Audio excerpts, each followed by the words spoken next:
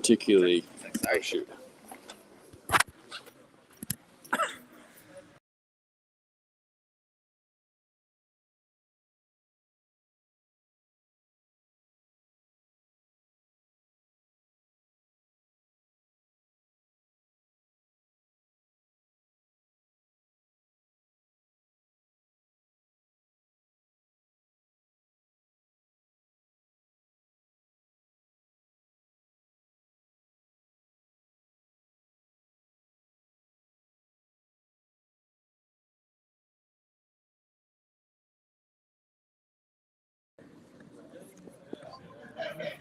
So how do you want to I'll just ask you.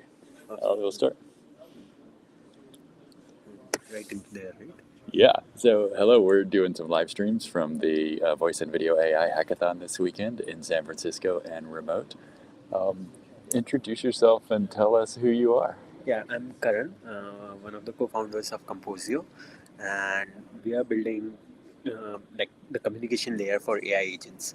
So if somebody is building an AI agent, to make it work in the real life, they would want to connect to kind of the softwares that people use, right? So if somebody is building an AI sales representative, they would want to connect with CRMs of the world like Salesforce, HubSpot, Pipedrive, etc.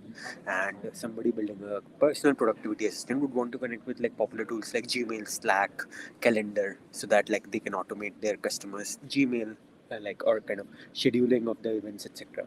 And that's what Composio provides: managed authentication and accounts. And you can connect to your customers plethora of tools. We have 100 plus tools out there.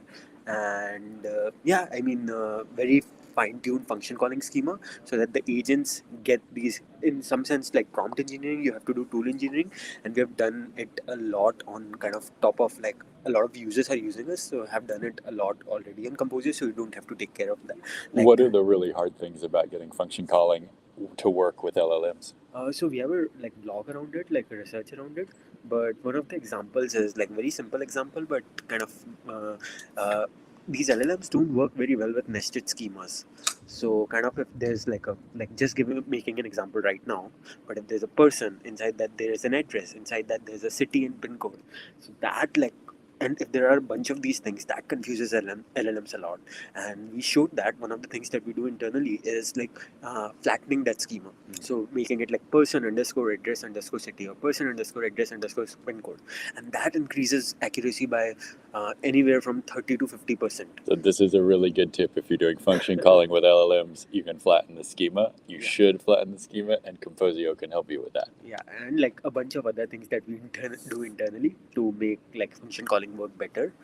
And yeah, people have kind of been building a lot of like interesting projects on top of it. I recently built a voice agent, which was like basically a Siri, which can essentially control your Gmail, Slack, all the other messaging softwares that you use. So whenever you get a Slack ping, instead of like you going there and kind of in some sense avoiding your like getting into another app like TimeSync, the kind of app just kind of notifies you, hey Karan, you got this message from Quindla, do you want to reply? And it takes kind of like instructions in natural language manner. You can say like write something funny to him, like stating that let's do the demo, and it will kind of message it for you, so that you don't have to bother and go to these apps.